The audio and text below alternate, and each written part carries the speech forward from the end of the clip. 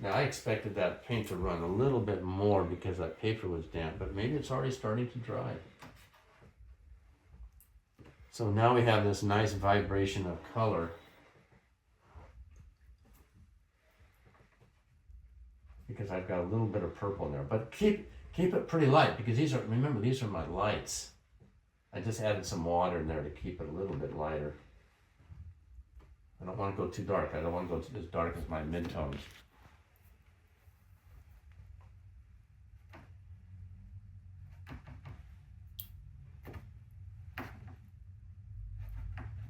I was kind of hoping that that yellow would flow a little bit more, but it's not going to. So we're going to go ahead.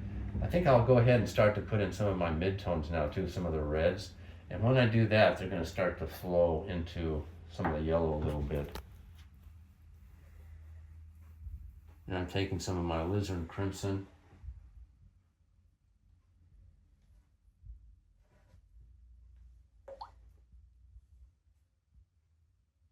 There's a red calla lily here, another one over in here.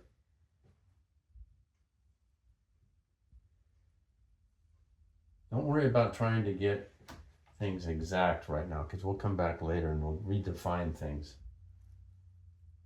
Right now, the main objective is to get the big masses established. Too often, we start thinking about the object way too soon in our paintings. We're trying to think about what that flower looks like, and we really need to forget that for right now. Okay, so I'm gonna let that red and that blue run together there. Another red flower down here.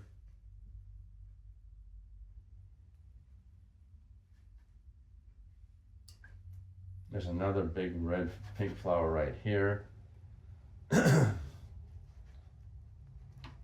The painting really doesn't start coming together until I get my darks in, which will be later. So it can be kind of a little bit uncomfortable at times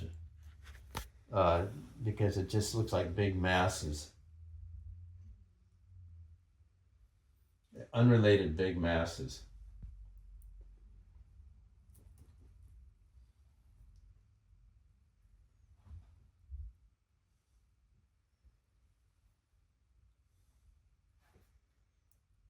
There, I did just put in one of my first darks. And if you notice on that dark, I've got blue and red right there.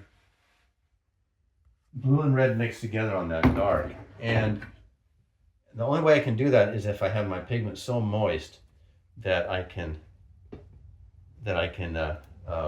grab those colors and stack them on top of each other in my brush. Okay, so now I'm just throwing a little bit of the green. So we're going to take a stop here pretty soon.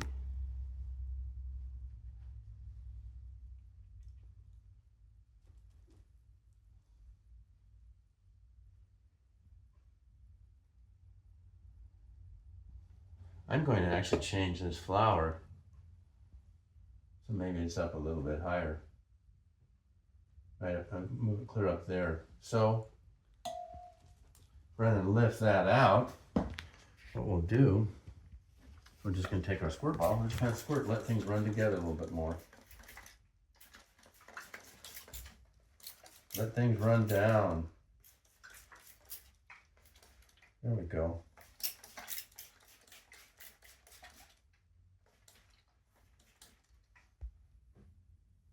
Let them run together.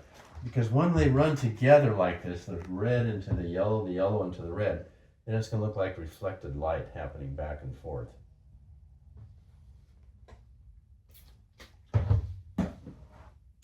Nothing wrong with putting a little bit of detail right in the beginning.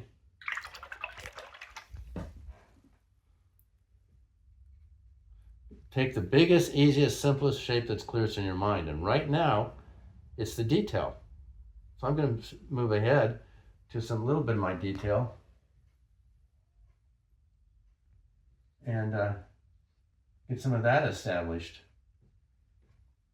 And I'm using my sword striper. I'm just pushing it in. Yeah. It's just olive green and cad yellow light. And I'm going to throw in a little bit of my fuchsias.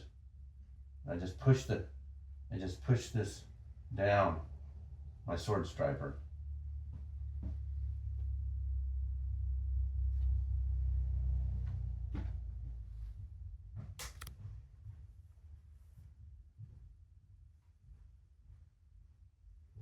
Okay, that's probably enough to kind of get us started.